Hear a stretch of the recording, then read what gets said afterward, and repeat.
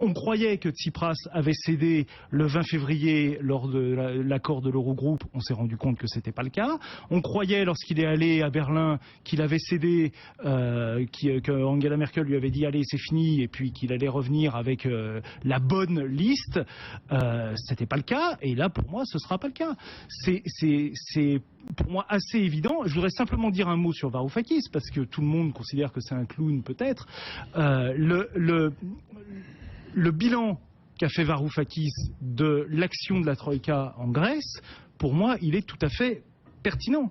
Et ce qu'il a proposé derrière pour essayer de sortir la Grèce des problèmes dans lesquels ils sont, reste pertinent. Et reste, à mon avis, pertinent pour le gouvernement de Tsipras. Il reste dans le gouvernement de Tsipras, il est très populaire en Grèce, il sortira pas de suite. Plus pertinent pour vous que certains responsables européens, certains ministres des Finances de la zone. Pour moi, je le dis très clairement, entre Jeroen Dijsselbloem, président de l'Eurogroupe, qui est très gentil, qui est diplômé d'une école d'économie agricole néerlandaise, et Yanis Varoufakis, on n'est pas tout à fait dans la même catégorie. Voilà, c'est tout. Simplement, Dijsselbloem est du bon côté. Il est du côté des créanciers, il est du côté de l'ordre établi, et l'autre n'était pas du côté de l'ordre établi, donc voilà, il a été mis sous le... Le problème, c'est quoi?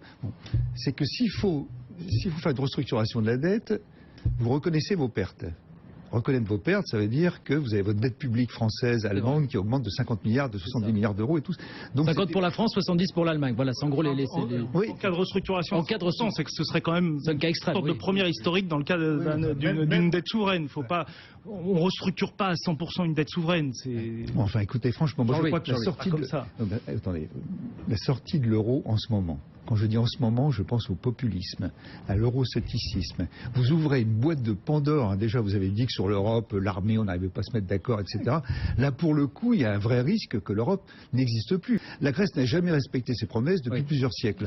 Elle a toujours été colonisée, elle s'est toujours arrangée pour ne pas payer les impôts et tout. Et à la limite, je dirais que le fait d'avoir Tsipras, c'est plutôt une bonne chose. Parce que lui, il peut être le seul à avoir la capacité, effectivement, d'attaquer...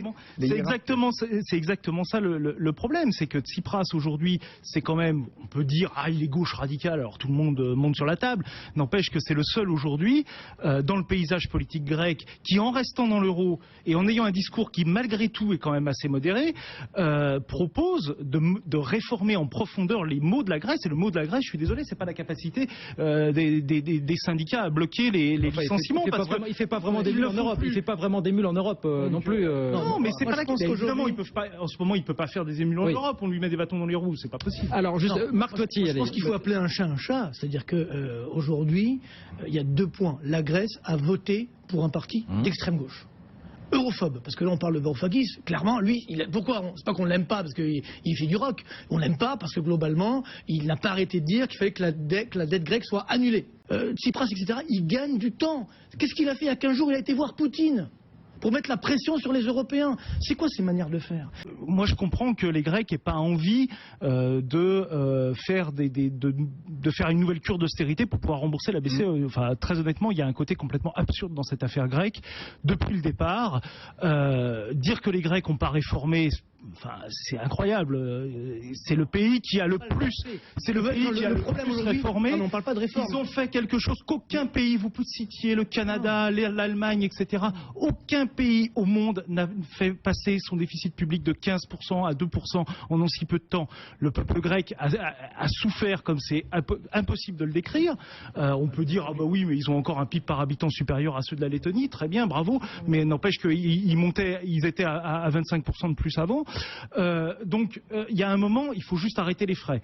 Ce que propose aujourd'hui Tsipras, c'est de dire nous, on veut plus de cette politique qui nous a été imposée par un commissariat européen pendant 5 ans et qui nous mène aujourd'hui à faire justement que l'annulation de la dette de 2012 n'a servi strictement à rien. On était à 175% du PIB en dette juste avant la participation du secteur public, du privé, et maintenant on est à 175%. Le problème aujourd'hui, c'est que ce sont des créanciers publics et qui ne veulent pas devant leurs électeurs dire on a fait un mauvais investissement, une mauvaise allocation d'actifs, on a aidé la Grèce à nous rembourser nous-mêmes et à rembourser leurs créanciers, et donc ça marchait pas, on s'est trompé, et donc voilà. Donc il y a aussi, moi je veux bien l'extrême gauche europhobe, populiste, etc.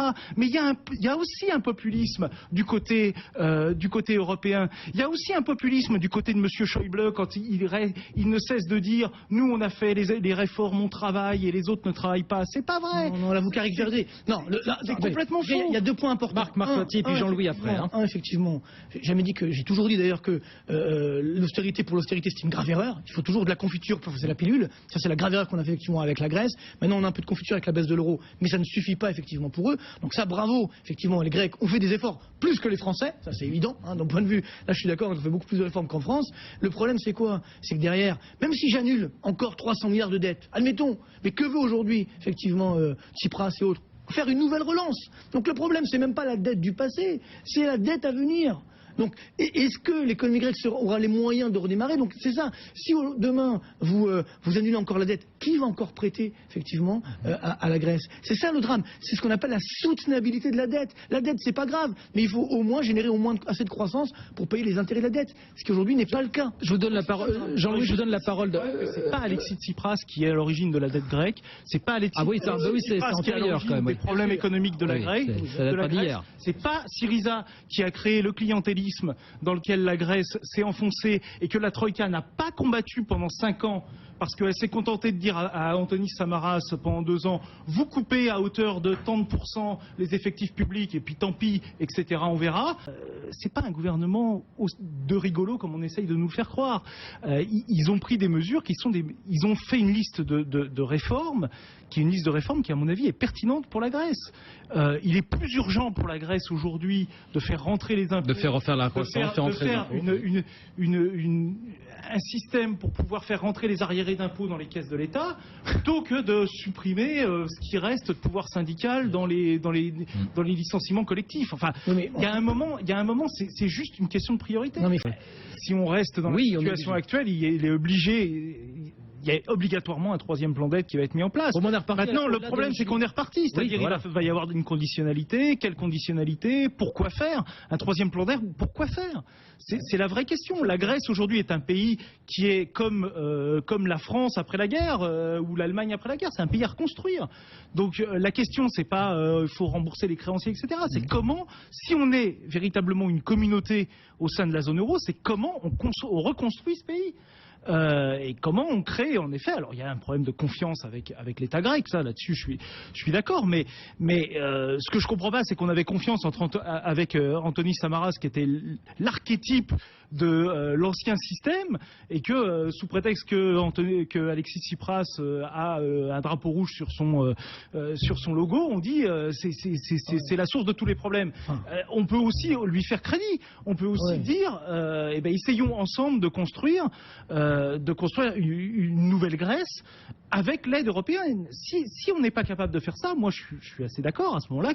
Donc vous me dites un 3e plan, pourquoi faire? Mais est-ce que de dépit vous l'achetez, ce 3e plan? Est-ce que pour vous c'est ce qui se dessine pour les prochaines semaines, Jean-Marie? Oui, c'est sans doute ce qui va. Oui, voilà. De dépit, voilà, c'est-à-dire à moins que véritablement on soit dans une folie complète, ce qui n'est pas à exclure, et que parce que la BCE, je ne pense pas, parce que la BCE, en effet, elle a beaucoup à perdre dans cette histoire de Grexit, mais on a quand même des ministres des Finances de la zone euro qui, pour moi, sont dans une irrationalité totalement. C'est un jeu de